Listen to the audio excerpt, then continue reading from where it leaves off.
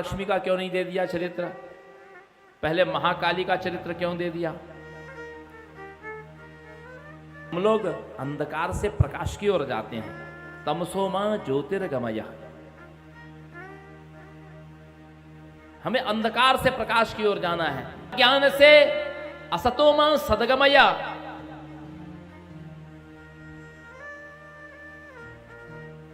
हमें असत से सत्य की ओर जाना है, अंधकार से प्रकाश की ओर जाना है।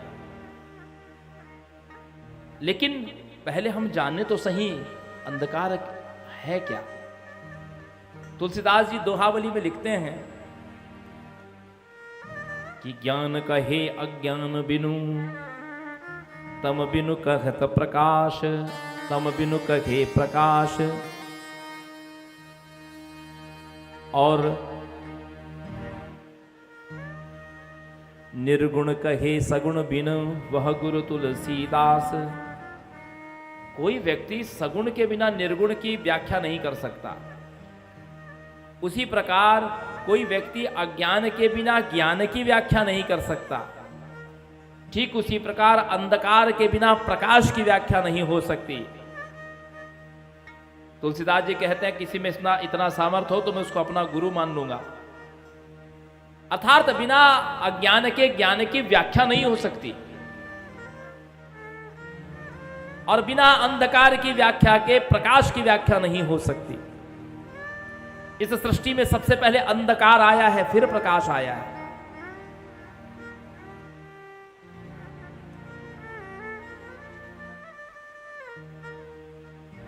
अंधकार तो स्वतः है, प्रकाश ही उत्पन्न करना पड़ता है, एक उत्पन्न करना पड़ता है। अंधकार स्वयं रहता है। तो ब्रह्मा जी उन्हीं निद्रा देवी की स्तुति करने लगे।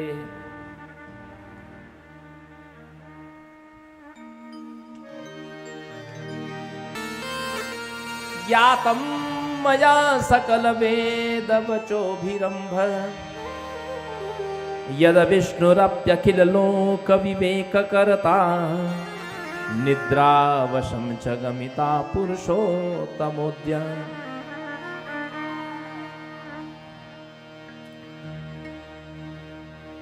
जो हरि सबके पालन करता है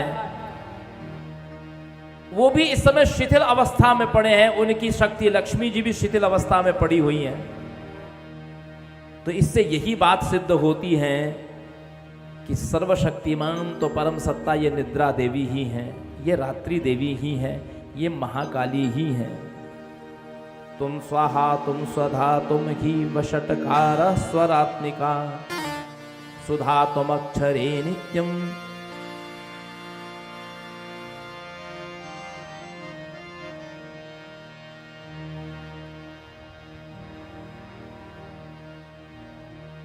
आप ही स्वधा है, आप ही स्वाहा है।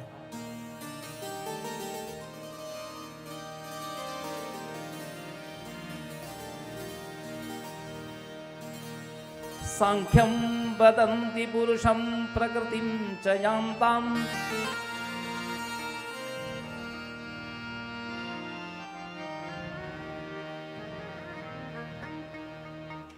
ब्रह्मा जी कहते हैं कि सांख्य शास्त्र के लोग कहते हैं कि चैतन्य भाव रहिताम जगतश्चकत्रिम, कि प्रकृति जड़ है, लेकिन किमतादृशासि कथमत्र जगन्निवासः, चैतन्यता विरहितो विहितः स्वजाद्यः।